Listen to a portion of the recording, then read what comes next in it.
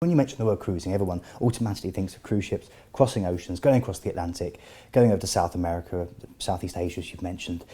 However, river cruising is very, very big and it's growing all the time. Yeah. Tell us a little bit about your relationship with river cruising and why that is such an important part. You mentioned fast growth in cruising. Actually, one of the fastest growing parts of the cruising industry currently is river cruising, and it really seems to have come out of nowhere, and suddenly river cruising is quite the thing to be doing. And European river cruising is our most popular from the UK. It's easy to get to, whether by train or by flight or however. But actually some of those worldwide rivers are fantastic as well. So the Mississippi is growing in popularity, as well as some of the Asian rivers such as the Yangtze or the Mekong, for example. So there's huge choice, firstly, in the rivers that you choose. But secondly, there's now huge choice of operators and also the ships themselves. So in traditionally those ships would have been very simple with one dining room and really a great way to get from place to place, but not much else going on. Now those river ships, the modern river ships, have alternative dining spaces on them. They have bicycles on board so that you can jump off the ship in a town or a city in the middle of Europe and go cycling. They bring great excursions, great opportunities to see the local area.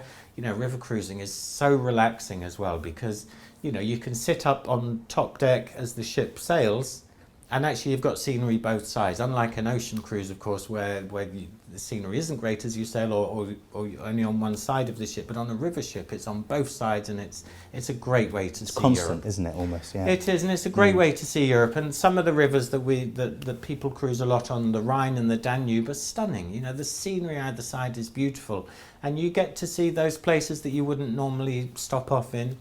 And you get to explore for the morning or explore for the afternoon or spend a leisurely day wandering around one of these cities, and then great food in the evening on board the ship, and then the ship sails again and you're somewhere else in Europe. It's a really relaxing, really great way to see Europe and some of those other worldwide destinations I spoke about.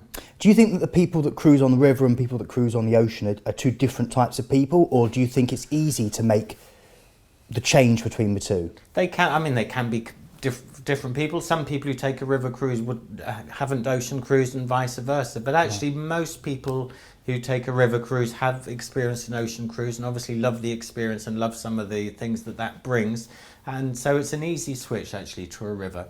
What's different is the size of the ship, so these are much smaller, about 150 to 200 guests. They of course operate in a different way because they're in waterways rather than ocean. But actually, in terms of the service and the food and the chance to explore many different destinations, there are still some similarities between ocean and river cruising. And is there entertainment as well provided during river cruises? Yeah, absolutely. There's entertainment on board. On some evenings, it can be quite low key. It can be something from bigger. Often it involves some of the local entertainment in the area that you're visiting. But the other great thing about river cruising is that generally the ship will stay in port, as it were, in the heart of the city or the town for the night. So once you've had dinner on board, you're free to have a nice wander along the river or explore the city at night. Okay. So it's a really great way to see places. So there's less need of that in a sense because you've got more time in the ports exploring.